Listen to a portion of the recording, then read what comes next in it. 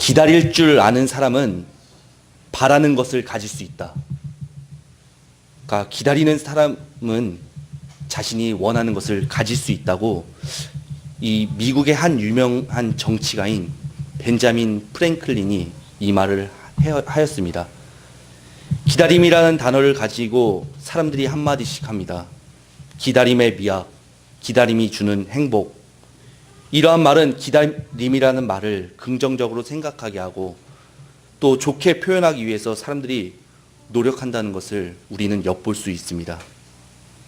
사실 기다린다는 것은 매우 어려운 일입니다. 그리고 때때로 기다림은 우리에게 고통스러운 일이 될 때도 있습니다. 세상은 빠르게 변해가고 있고 모든 일이 일사천리로 이제 빠르게 처리되어지는 지금 현재에도 우리에게는 여전히 기다리는 일이 존재합니다. 오늘 본문은 두 사람의 기다림이라는 시간 끝에 결국 예수님을 보게 되었고 그로 인해서 행복한 결말을 맺는 장면을 그리고 있습니다. 바로 시므온과 안나라는 사람의 이야기입니다. 예루살렘에는 시므온이라는 특별한 사람이 있었습니다. 그는 경건한 사람이었고 의로운 사람이었습니다. 시몬은 놀랍고 특별한 사명을 한 가지 가지고 있었습니다. 그것에 대해서 26절에서는 이렇게 말합니다. 그가 주의 그리스도를 보기 전에는 죽지 아니하라 하는 성령의 지시를 받았다. 이것을 다시 말하자면 그의 사명은 죄로 인해서 멸망당한 우리가 다시 살 수 있게 되는 그 희망을 보기 전에는 그는 죽지 않는다는 말입니다. 그리고 그는 결국 희망을 보게 됩니다. 29절과 30절에서 시므온은 그것에 대해서 이렇게 말하고 있습니다. 내 눈이 구원을 보았고 주님의 말씀대로 저는 평안함을 얻었습니다. 사실 이 시몬이 이렇게 고백하는 말을 전절을 이제 비교해 보면서 이제 우리가 이해를 한다면은 오해할 수 있는 말이 한 가지 있습니다. 그것은 이제 그가 예수님을 보게 되어서 나는 이제 죽게 되었으니까 참 행복하구나. 이렇게 들을 수도 있는 것입니다. 이 죽음과 그러니까 시몬이 말하고 있는 그 평안이라는 그 말은 왠지 두 단어에는 접근성이 없어 보입니다. 그럼에도 불구하고 시몬이 이제 죽게 되었으니 내가 참 평안하구나. 이렇게 말하는 것 같습니다. 이 시몬의 이야기를 쓰고 있는 누가라는 사람이 이것으로 인해서 의도한 것은 무엇일까요? 죽음과 평안은 반대라는 것을 모르는 사람이 없지만 그리스도인이라면 이 죽음에 대해서 그렇게 부정적으로 생각하지만은 않습니다. 그 이후에 우리가 죽음이라는 것 이후에 무슨 일이 일어날 수 있는지 우리는 알고 있기 때문입니다. 구원받은 사실을 우리의 마음에 품고 있기 때문에 우리의 생각은 이 생애의 삶에만 치우쳐 있지 않습니다. 하지만 우리는 이러한 사실을 그저 우리 삶 속에서 우리의 생각에 완전한 것으로 사로잡지 못하고 이게 꼭 이론적인 것만 될 때가 있습니다. 요즘 제가 저의 생활을 이제 돌아보았을 때 저의 삶 속에 이제 종말론적인 신앙이 없어진 저의 모습을 보면서 많이 고민될 때가 많았습니다. 여기서 이 종말론적인 신앙이라는 것은 예수님께서 부활하신 후에 다시 오시겠다고 약속하신 그 재림, 그것을 간절히 기다리는, 그것을 소망하는 그러한 신앙입니다. 다시 말하자면 이 땅에 하나님의 나라가 다시 오실 것이라고 하는 그 소망을 가지는 것입니다. 더 격하게 말하자면 예수님이 이 땅에 빨리 오셨으면 좋겠습니다. 이렇게 말하는 것입니다. 이러한 생각은 지금보다 오히려 초대교인들에게 더 뚜렷하게 보여지고 있는 것 같습니다. 초대교인들에게는 이러한 생각이 항상 있었습니다. 사실 지금의 교회와는 다르게 초대교회는 로마라는 거대한 나라에 탄압을 받는 그러한 상태이지 않았습니까? 우리가 잘 알고 있는 카타콤 그리고 로마의 원형극장은 기독교의 탄압의 상징이 아니겠습니까? 그 원형극장 안에서 기독교인들은 수많은 맹수들에게 밥이 되어지고, 또 그로 인해서 초대교인들은 이 카타콤이라는 지하에 있는 세계를 만들게 되어서 그곳으로 피하게 됩니다. 빛이 없는 이 지하에 숨을 수밖에 없는 이 상황 속에서 그들이 소망하는 것은 단 한 가지였습니다. 아멘, 주 예수여 어서 오시옵소서. 요한계시록 기자는 마지막에 이렇게 자신의 글에서 기록하고 있는데, 이 마지막 말이 그들의 고백이 아니었을까 생각해 봅니다. 주님이 오셔서 고통 속에 있는 우리를 살려주실 것이다. 우리를 구원하실 것이다. 오직 이 소망뿐이었습니다. 그런데 저는 그렇지 못합니다. 아무리 지금의 생활이 고통스럽다 할지라도 우리 주변에는 좋은 것들이 너무 많기 때문입니다. 제가 아무리 거룩한 신앙인으로 구별되어지기 위해서 노력한다고 하여도 저는 다시 그 생각이 세상으로 기울어질 수밖에 없는 존재이기 때문입니다. 스스로 생활이 바쁘기 때문에 내가 신앙에 좀 소홀히 한다, 이렇게 생각하면서 합리화하는 저의 모습을 볼 때는 너무나도 불쌍합니다.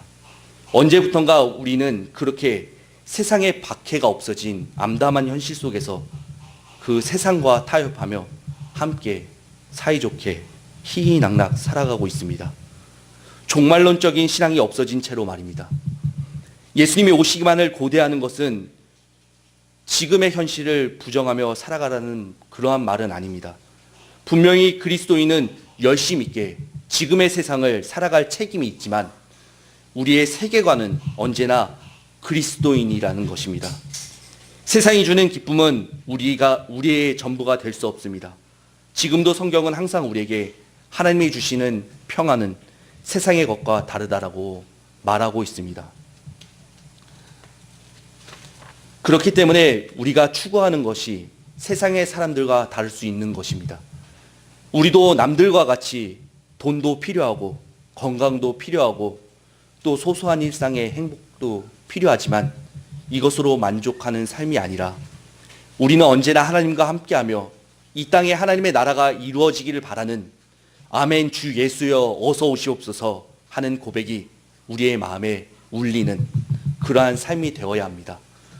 우리가 구원을 받은 사실이 분명하다면, 그리고 그것이 마음에 새겨져 있다면 죽음보다 구원의 기쁨이 크기 때문에 우리는 시므온처럼 그 고백을 할 수 있을 것이며 또 그 고백을 이해할 것입니다.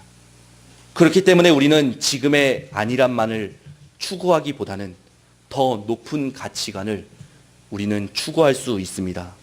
바로 우리가 하나님의 마음에 얼마나 더 합한 사람인가 하는 것입니다. 그렇기에 우리는 세상의 사람들이 하찮게 여기는 것을 지키며 살아갑니다. 의롭게 경건하게 살아가는 그러한 방식으로 말입니다. 그리스도인이기 때문에 다른 이들이 취하는 불의한 일을 하지 않고 더 많은 이익을 취할 수 있는 일을 우리는 바른 길을 선택하며 불이익을 당하는 그러한 삶을 살아갑니다. 그것이 그리스도인으로서 마땅히 살아가는 방식이라면 바른 신앙인은 그것을 선택하기 어려움에도 불구하고 반드시 결국 그것을 선택합니다. 그것이 세상의 가치관으로 보기에는 바보스럽게 보일지라도 말입니다. 이제 시몬은 34절과 35절을 통해서 자신도 할 수 없는 그렇게 하나님의 계획을 말하게 됩니다. 자신이 지금 보고 있는 구원이 이 아이를 통해서 행해질 것이라는 계획을 말입니다. 근데 사실 이 일은 매우 슬픈 일이 아닐 수 없었습니다. 구원자로 오신 이가 그 구원할 존재들에게 비방을 당한다는 것, 그것이 참 매우 역설적인 상황 아니겠습니까? 아마 마리아는 예수님이 그 성대한 환영 속에서 모두가 환희하는 그 속에서 세상의 사람들을 구원하실 것이다, 이렇게 믿었을지도 모릅니다. 하지만 시몬의 예언은 틀림없었고 마리아는 35절에서 말하고 있듯이 칼에 찌르는 그 마음이 칼에 찌르는 듯한 경험을 할 수밖에 없었습니다. 바로 예수님의 십자가의 사역을 보았습니다. 성경은 이러한 예수님의 모습을 힘없이 아무 저항할 수 없는 초라한 어린 양에 비유합니다. 예수님은 자신을 못 박는 자리에서 매우 무능력해 보이셨습니다. 그렇다면 우리는 어떻게 해야 합니까? 칼빈은 이것에 대해서 세상이 그들의 불신과 완고한 고집으로 교회를 저항할 때, 탄압할 때 우리는 그들과 같은 방식으로 억세게 맞붙어 싸우지 말아야 한다는 점을 성령님께서 우리에게 교훈하신다고 말합니다. 분명히 그들의 비방, 그것을 통해서 우리의 신앙을 잃어버리지 않을 만큼 우리는 힘을 길러야 하지만 또 신앙인으로서 노력해야 될 일이 또 한 가지는 그들의 하는 방식으로, 똑같은 방식으로 그들에게 저항을 하지 말아야 한다는 그것입니다. 우리가 그들과 같은 방식으로 그들과 대응할 필요가 없습니다. 우리는 성경에서 말하는 그러한 방식, 선으로 악을 이겨라, 이러한 방식으로 그리스도인이라는 신분을 가졌기 때문에 선으로 악을 이기는 그러한 모습을 가져야 합니다. 가령 온갖 매스컴에서 교회를 비방할 때 우리 모습은 어떻게 해야 할까요? 그들의 말에는 현혹될 필요가 없고 또 그것으로 우리의 신앙의 길을 탈선할 필요가 없습니다. 그들과 같은 모습으로 교회를 탄압할 필요도 없습니다. 그리고 동시에 그들에게 강력한 대응으로 그들을 벌하려고 노력하는 모습을 가져서도 안 된다고 생각합니다. 그것이 하나님이 그의 자녀를 양육해가는 방식이기 때문입니다. 그것이 오늘의 성경의 가르침인 기다림 또는 인내가 아닐까 생각합니다. 이제 본문은 다른 한 사람을 소개합니다. 36절에서부터 38절에만 짧게 소개되고 있는 안나라는 선지자가 있습니다. 이 여인은 불행한 삶이라고 여길 수도 있는 환경 속에서 묵묵히 자신의 일을 감당하며 살아가고 있습니다.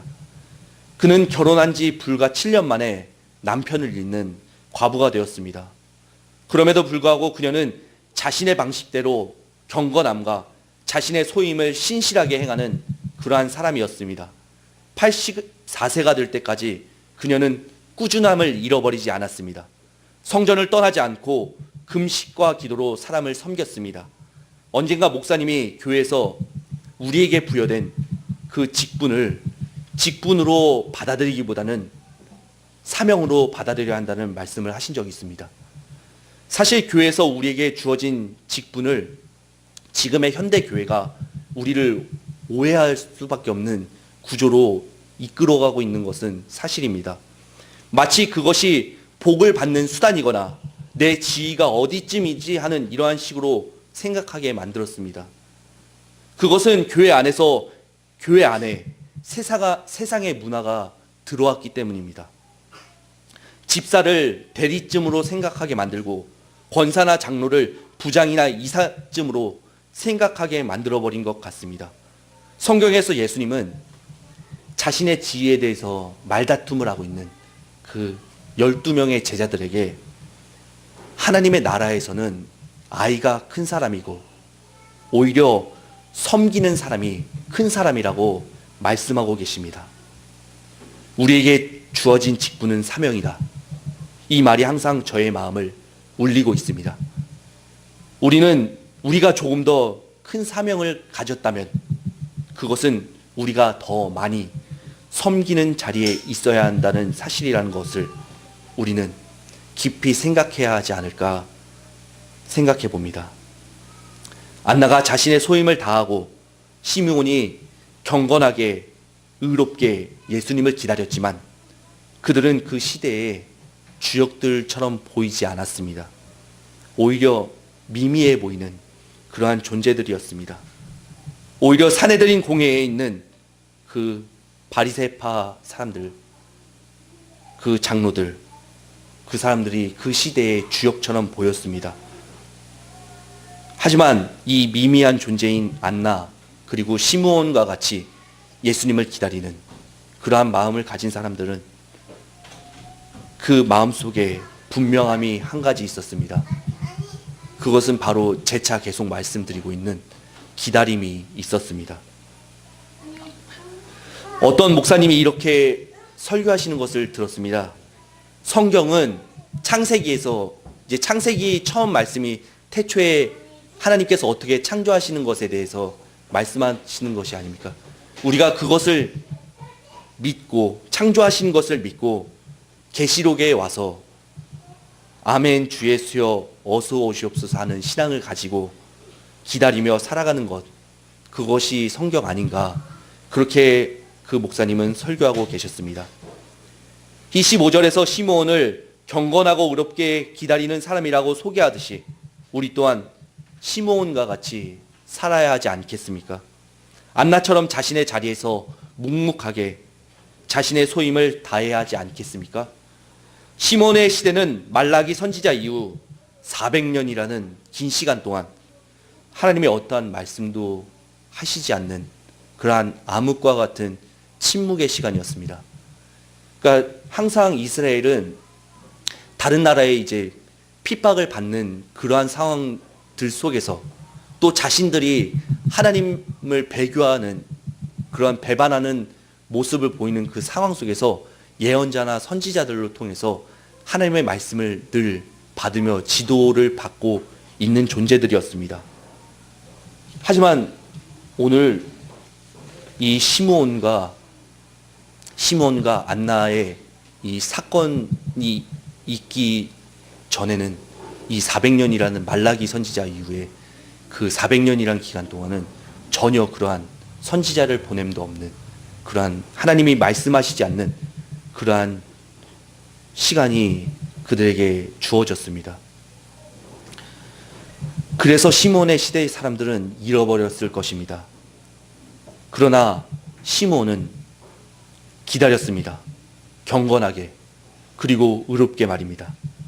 세상의 사람들이 하나님을 잊어갈 때, 교회 안에서조차 무엇이 올바른 것인지 분별력을 잃어갈 때 누군가 한 사람은 이렇게 시므온과 같이 경건하게 의롭게 세상의 사람들과 구별되어서 거룩하게 기다려야 합니다. 주님이 오시기만을 말입니다. 오늘 본문이 우리에게 말하는 것은 우리가 기다리는 사람이라는 것입니다.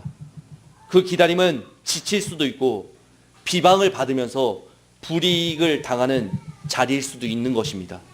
하지만 우리가 초대교회가 그러하였듯이 믿음을 잃어버리지 않고 자신의 자리에서 그리스도인으로서 소임을 다하며 주님이 오시는 하나님의 나라가 오시는 그때를 함께 소망하는 그러한 교회가 되기를 바라며 소망해야 하지 않을까 생각하였습니다.